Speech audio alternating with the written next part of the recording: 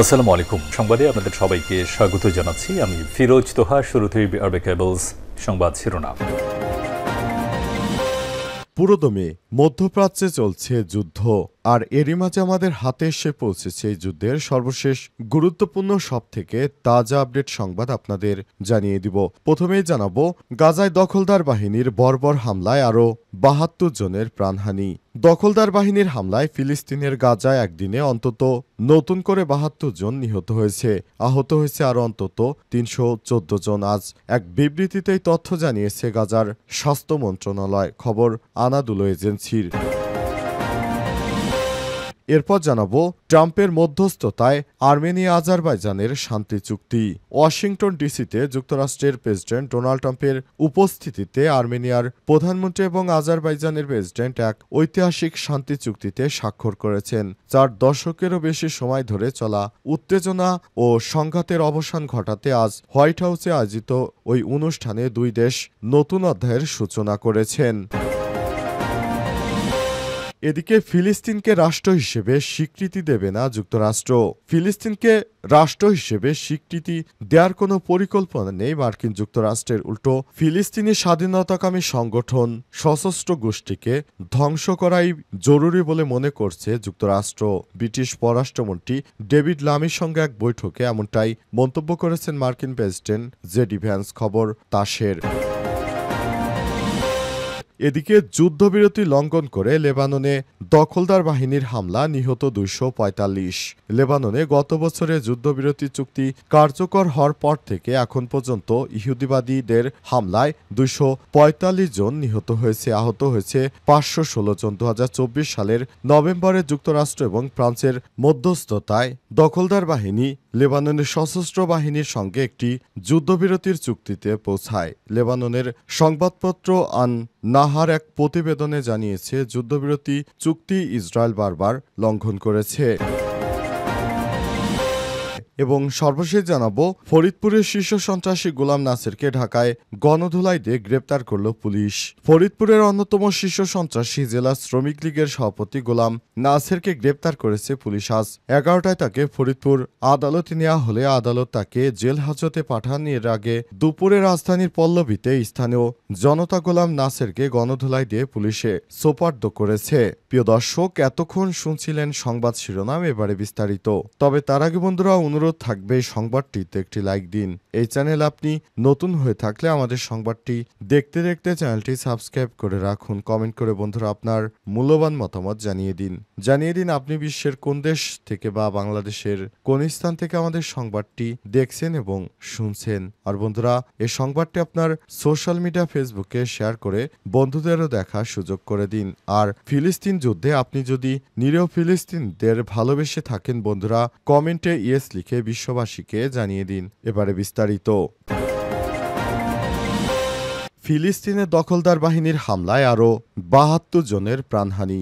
আজ দখলদার বাহিনীর হামলায় ফিলিস্তিনের গাজায় একদিনে নতুন করে ৭২ জন নিহত হয়েছে, আহত হয়েছে আরও নতুন করে ৩১৪ জন। আর সন্ধ্যার পর এক বিবৃতিতেই তথ্য জানিয়েছে ফিলিস্তিনের স্বাস্থ্য মন্ত্রণালয়, খবর আনাদুলো এজেন্সির। ২০২৩ সালের অক্টোবর থেকে গাজায় অভিযান শুরু করে আইডিএফ। মন্ত্রণালয়ের তথ্য অনুযায়ী আজ ইসরায়েলি বাহিনীর অভিযানে এই হতাহতের ঘটনা ঘটল। মোট নিহতের সংখ্যা পৌঁছেছে ৬০,৩৩০ জন। এদের পাশাপাশি আহত হয়েছে আরও নতুন করে ১,৫২,৩৫৯ জন ফিলিস্তিনি। গাজায় সামরিক অভিযান চালানোর পাশাপাশি সেখানে খাদ্য ও ত্রাণ সামগ্রীর প্রবেশও সীমিত করেছে দখলদার বাহিনী। ফলে দুর্ভিক্ষ পরিস্থিতি দেখা দিয়েছে সেখানে। স্বাস্থ্য মন্ত্রণালয়ের বিবৃতিতে বলা হয়েছে, অভিযান শুরু থেকে এ পর্যন্ত গাজায় না খেতে পেয়ে এবং অপুষ্টিতে ভুগে মৃত্যু হয়েছে ২০১ জনের। এদের মধ্যে ৯৮ জনই শিশু। খাদ্য ত্রাণ নিতে আসা ফিলিস্তিনিদের উপর নির্বিচারে গুলি করেছে ইহুদিবাদীরা। স্বাস্থ্য মন্ত্রণালয়ের তথ্য অনুসারে ত্রাণ নিতে গিয়ে গাজায় এ পর্যন্ত নিহত মোট ১,৭৭২ জন। তাদের মধ্যে ১৬ জনই নিহত হয়েছে আজ। ট্রাম্পের মধ্যস্থতায় আর্মেনিয়া আজারবাইজানে শান্তি চুক্তি। ওয়াশিংটন ডিসিতে যুক্তরাষ্ট্রের প্রেসিডেন্ট ডোনাল্ড ট্রাম্পের উপস্থিতিতে আর্মেনিয়ার প্রধানমন্ত্রী এবং আজারবাইজানের প্রেসিডেন্টের এক ঐতিহাসিক শান্তি চুক্তি স্বাক্ষরিত করেছে। 4 দশকের বেশি সময় ধরে চলা উত্তেজনা এবং সংঘাতের অবসান ঘটাতে আজ হোয়াইট হাউসে আয়োজিত এক অনুষ্ঠানে দুই নেতা নতুন অধ্যায়ের সূচনা করেছেন।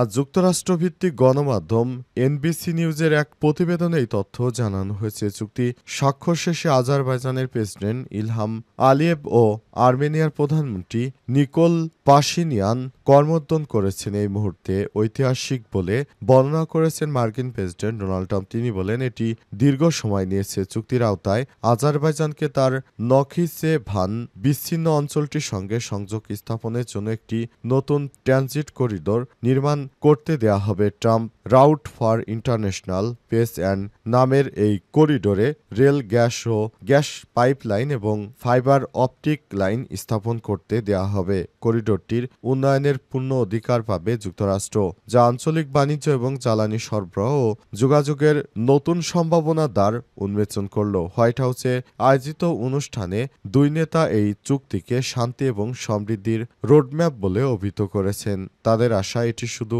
দুই দেশের সম্পর্ক স্বাভাবিক করবে না, বরং পুরো দক্ষিণ ককেশাস অঞ্চলের স্থিতিশীলতা এবং উন্নয়নের পথ তৈরি করবে। উল্লেখ্য, সাবেক সোভিয়েত দুই রাষ্ট্র বিতর্কিত নাগর্ণ কারাবাখ অঞ্চল নিয়ে অন্তত দুইবার যুদ্ধে জড়িয়েছে তারা। সর্বশেষ 2020 সালে ফের প্রাণঘাতী যুদ্ধে জড়ায় তারা। ফিলিস্তিনকে রাষ্ট্র হিসেবে স্বীকৃতি দেবে না যুক্তরাষ্ট্র। ফিলিস্তিনকে স্বাধীন রাষ্ট্র হিসেবে স্বীকৃতি দেওয়ার কোনো পরিকল্পনা নেই যুক্তরাষ্ট্রের। উল্টো ফিলিস্তিন স্বাধীনতাকামী সংগঠনকে ধ্বংস করাই এখন জরুরি বলে মনে করছে ওয়াশিংটন। ব্রিটিশ পররাষ্ট্রমন্ত্রী ডেভিড লামির সঙ্গে এক বৈঠকে এমনটাই মন্তব্য করেছেন মার্কিন ভাইস প্রেসিডেন্ট জেডি ভ্যান্স। খবর তাসের। দক্ষিণ লন্ডনে ল্যামির ব্যক্তিগত বাসভবনে অনুষ্ঠিত ওই বৈঠকে জেডি ভ্যান্স বলেছেন, আমাদের ফিলিস্তিন রাষ্ট্রকে স্বীকৃতি দেওয়ার কোনো পরিকল্পনা নেই।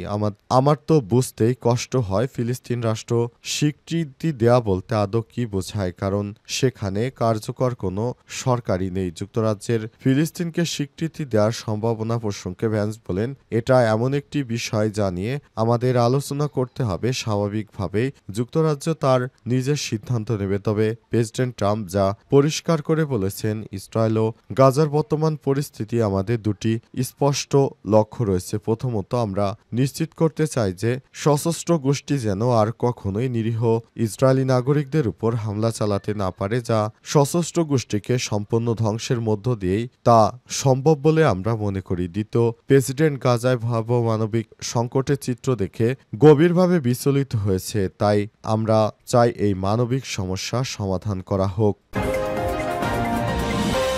ফরিদপুরের শীর্ষ সন্ত্রাসী গোলাম নাসেরকে ঢাকায় গণধোলাই দিয়ে গ্রেপ্তার। ফরিদপুরের অন্যতম শীর্ষ সন্ত্রাসী জেলা শ্রমিক লীগের সভাপতি গোলাম নাসিরকে গ্রেপ্তার করেছে পুলিশ। আজ ফরিদপুরের আদালতে তাকে নেওয়া হলে আদালত তাকে জেল হাজতে পাঠানোর নির্দেশ দেওয়ার আগে গতকাল দুপুরে রাজধানীর পল্লবীতে স্থানীয় জনতা গোলাম নাসিরকে গণধোলাই দিয়ে পুলিশে সোপর্দ করে। ফরিদপুর কোতোয়ালি থানার ওসি মোহাম্মদ আসাদুজ্জামান সমকালকে জানান, পল্লবী থানা পুলিশের সহযোগিতায় ফরিদপুর কোতোয়ালি থানার পুলিশ আজ গোলাম নাসিরকে ফরিদপুর নিয়ে আসে। ফরিদপুরে বৈষম্যবিরোধী ছাত্র আন্দোলনের এক নেতার করা মামলায় তাকে গ্রেপ্তার করা হয়েছে। 7 দিনের রিমান্ড চেয়ে তাকে ফরিদপুর 1 নং আমলি আদালতে পাঠায় পুলিশ। ওসি আরও বলেন, পল্লবীতে দুপুরে স্থানীয় জনতা আসামি নাসিরকে গণধোলাই দেয়। এক পর্যায়ে তার অবস্থা যখন খারাপ হয়ে দাঁড়িয়েছে, তখন তাকে পুলিশের হাতে সোপর্দ করা হয়। অবস্থায় কোনোভাবেই তার বাঁচার আর কোনো লক্ষণ ছিল না। অবশেষে পুলিশ এসে এই শীর্ষ সন্ত্রাসীকে আটক করে নিয়ে যায় থানায়, যাতে করে ভবিষ্যতে আর কোনো ধরনের এই হত্যাকাণ্ডের সঙ্গে তিনি জড়াতে না পারেন, এমনটাই মনে করা হচ্ছে। যেন ভবিষ্যতে তিনি আর কোনো ধরনের এই শিক্ষার্থীদের হত্যাকাণ্ডের সঙ্গে আর জড়িত হতে না পারেন, এ ব্যাপারে সবাইকে সতর্ক থাকার আহ্বান জানানো হয়েছে। বৈষম্যবিরোধী এক ছাত্র আন্দোলনের নেতার মামলায় এই শীর্ষ ফরিদপুরের সন্ত্রাসীকে আটক করা হয়েছে বলে সমকালের পক্ষ থেকে বিষয়টি নিশ্চিত করেছে সমকালের প্রতিনিধিরা।